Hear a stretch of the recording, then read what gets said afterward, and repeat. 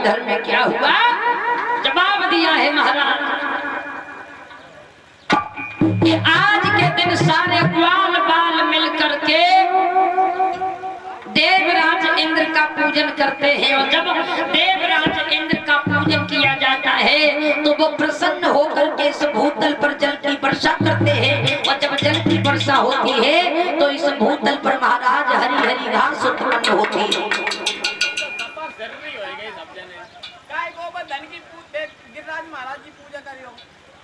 महाराज इधर में क्या हुआ है? आज जो ये शब्द कहे तो भगवान कन्हैया कहने लगे कि बाबा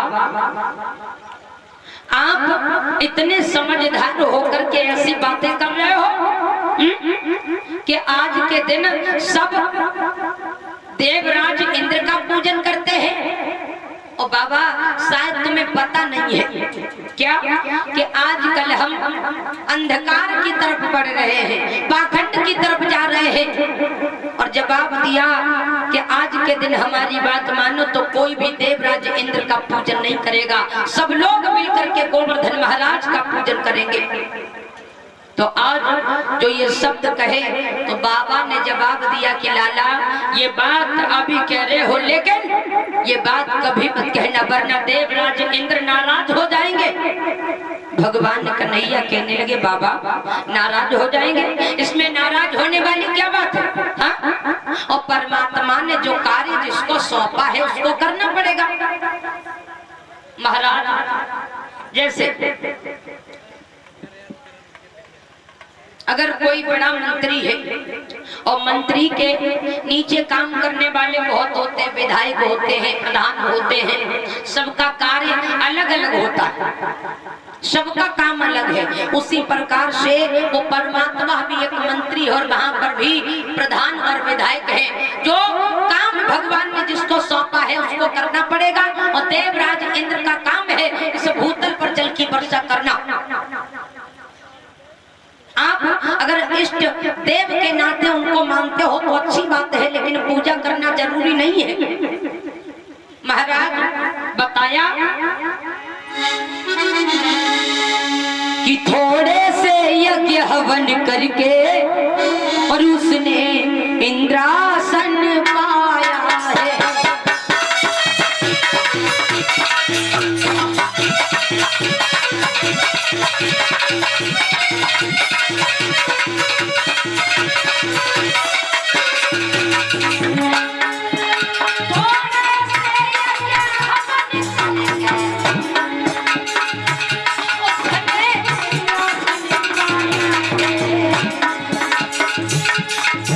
हमने अपनी मूर्खता से अब उसे इंद्र ठहराया है।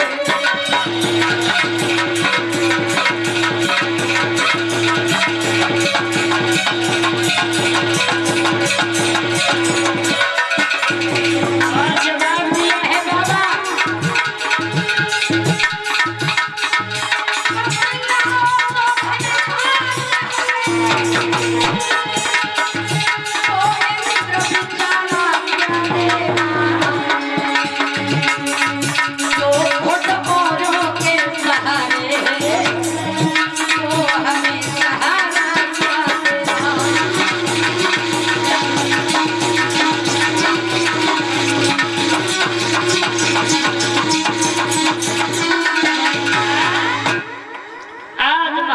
जवाब दिया है कि बाबा आप देवराज इंद्र के पूजन की बात कर रहे हो तो मैं आपको बता दूं क्या कि थोड़े से यज्ञ हवन करके देवराज इंद्र ने इंद्रासन को पा लिया है। इसका मतलब ये नहीं कि हमें उसका पूजन करना होगा। और महाराज उसने इंद्रासन को पा लिया और हमारी मूर्खता है जो हमने उनको इंद्र माना है। महाराज अगर हम इष्ट के बराबर उनको मानते तो अच्छी बात है, लेकिन पूजा कोई नहीं करेगा। आज बाबा ने कहा कि लाला ये बात तुम बिल्कुल भी मत कहो। महाराज जो ये शब्द कहे हैं। तो आज भाइयों क्या हुआ, इधर में जवाब दिया है भगवान कन्हैया ने कि बाबा आज हमारा ये भारतवर्ष जो है, ये हमारा भारत जो है, हमारा सनातन धर्म जो है, ये पाखंड की तरफ बढ़ रहा है। हमारे सनातन धर्म में सबसे ज्यादा पाखंड हो रहा है। और महाराज ये बिल्कुल सत्य है, आजकल पाखंड की ही पूजा है। आजकल पाखंड की ही पूजा हो रही है, जो दिखता है वही बिकता है। महाराज पाखंड कैसा है, सभी जानते हैं कि कैसा पाखंड हो रहा है। भगवान कन्हैया कहने लगे कि बाबा पाखंड जानते हो, पाखंड कैसा हो रहा है। अगर बाप ने नीम पूजा तो बेटा भी नीम पूजते चले आ रहे हैं। कभी विचार नहीं किया कि ये नीम पूजा क्यों जा रहा है, क्योंकि इतना समय नहीं है। महाराज ऐसा ही नहीं, कैसा पाखंड हो रहा है जानते हो। पाखंड की तो सीमा ही नहीं है कि कितना पाखंड हो रहा है। और सबसे ज्यादा पाखंड ये करती है, ये बहुत बड़ी पाखंड की पुजारन है। महाराज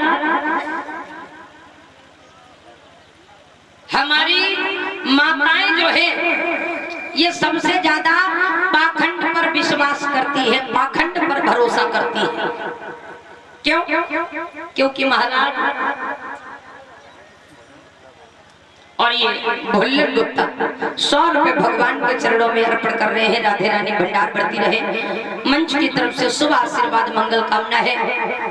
महाराज तो पाखंड कैसा, अब आपको हम बताएं कि अगर बाबा कोई बाबा आ जाए, साधु माथो रंगो हो, धोती कुर्ता पहने हो, हाथ में लुटियां पकड़े आए रहो और कहता है कि भैया मैं दूसरों की चिंता को खत्म कर देता हूं। और महाराज और जे अगर देख ले, क्योंकि ऐसी खबर इनके कान में पहुंच जाए तो जे अकेले इनके पेट में ना रुकिए, अड़ोसी पड़ोसी को सबको बताई बहना वे बाबा आए बड़े ज्ञानी मालूम पड़ रहा। महाराज तो ये बहुत जल्दी पहुंच जाएंगे। आइए महाराज जी, आइए बैठिए। अब महाराज जी अपनी पट्टी बढ़ाते हैं किस तरीका से कि बिटिया तुम बड़ी परेशान हो। जे पहले हाँ महाराज परेशान तो बहुत रहे। और वो कहता है कि तुम्हारे साथ पहले कभी कोई घटना हुई, पहले कोई घटना हुई होगी। अब उसे क्या पता, उसने तो कहा पहले कभी हुई। हाँ महाराज एक बार एक घटना हुई थी। उसने नहीं बताया, आप खुद ही बता रहे कि महाराज ऐसी घटना हुई। अब दूसरी बात, मेन पॉइंट क्या होता है, पैसा नहीं रुकता है। वो कहता है कि पैसा नहीं रुकता, कितने भी पैसे वाला क्यों ना खड़ा वो भी कह देगा महाराज पैसा नहीं रुकता। कोई कह देगा कि हमारे पास इतना रुपया आया जा, कोई नहीं कहेगा। महाराज शरीर से कभी संपन्न सुखी नहीं रहते। आजकल ऐसा कोई है जो बिना दबा के चल रहा हो? तो महाराज ये इतनी जल्दी भरोसा करती हैं कि हम तुम्हें ऐसा उपाय बताएंगे, 501 रुपया रखो और तुम्हारे पास पैसा रुकने लगेगा। महाराज अगर वो ऐसा उपाय तुम्हें बता देगा कि तुम्हारे पास पैसे की कभी कमी नहीं होगी, तो वो गांव-गांव में क्यों भटकेगा, वो खुद ही उपाय कर लेगा। जो उसके पास पैसे की कमी नहीं होगी वो खुद ही उपाय कर लेगा। जो दूसरों की समस्या दूर कर रहा है वो खुद अपनी कर लेगा। लेकिन नहीं महाराज, ये पाखंड है कि पाखंड पर विश्वास आ रहा है। और महाराज भगवान कन्हैया ने जवाब दिया क्या,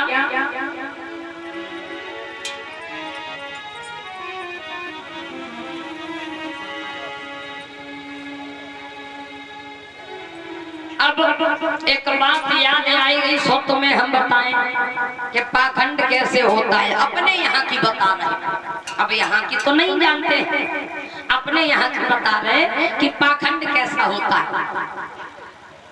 हमारे गांव में 3 साल के बाद एक पूजा होती है। 3 साल के बाद एक पूजा होती है, तो उस पूजा में हमारे गांव की सभी माताएं बहनें जाती हैं, सब लोग जाते।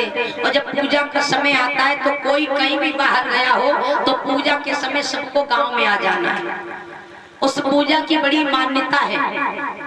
और महाराज वैसे हमें चाहे समय मिले ना मिले, लेकिन अब पूजा में जरूर पहुंच जाते हैं घर पे। तो अब हमारे गांव में पूजा भई, और पूजा में कहाँ चढ़ते हैं? पुआ। पूजा में पुआ चढ़ते हैं। जो मिट्टी के घोड़े बनाए जाते हैं, उन मिट्टी के घोड़ों को वो पुआ खिलाए जाते हैं। तो महाराज अब सब जा रहे थे पूजा में, तो एक दादी हती बड़ी बूढ़ी बिचारी। तो अब दादी ने सोचा कि अभी थोड़ा थोड़ा तो चल लेते हैं, ना हो पूजा में हो जाए, पता नहीं अगले वर्ष जिंदा रहे या मर गए, दर्शन नहीं हो पाया मैया का। तो अब दादी ने थोड़े से पुआ लिए और अपने आंचल में भर लिए, आंचल में भर लिए। और दादी जो हती, दादी ने कहा धीरे धीरे चल पाएंगे, तब तक चलेंगे, और गांव से बाहर पूजा होती है।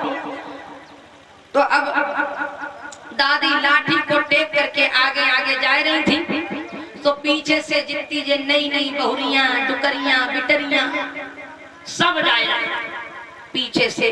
अब दादी धीरे धीरे चल रही, तो दादी जब आधे रास्ता में पहुंच गई, पीछे थे बहुएं भी पहुंच गई। दादी ने देखा कि बहुएं तो नजदीक आ गई हैं। अब दादी को रास्ता में लग गई टॉयलेट।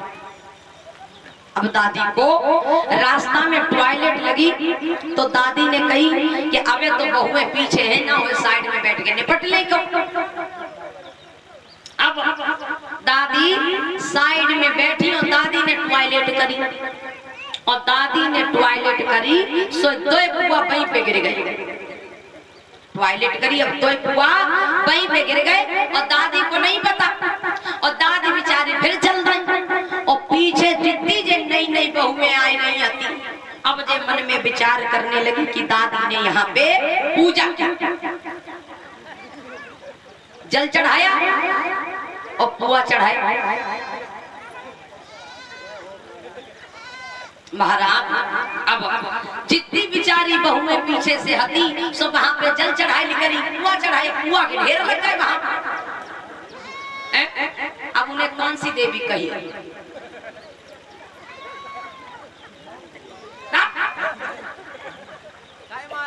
कह रहा मुतनी देवी।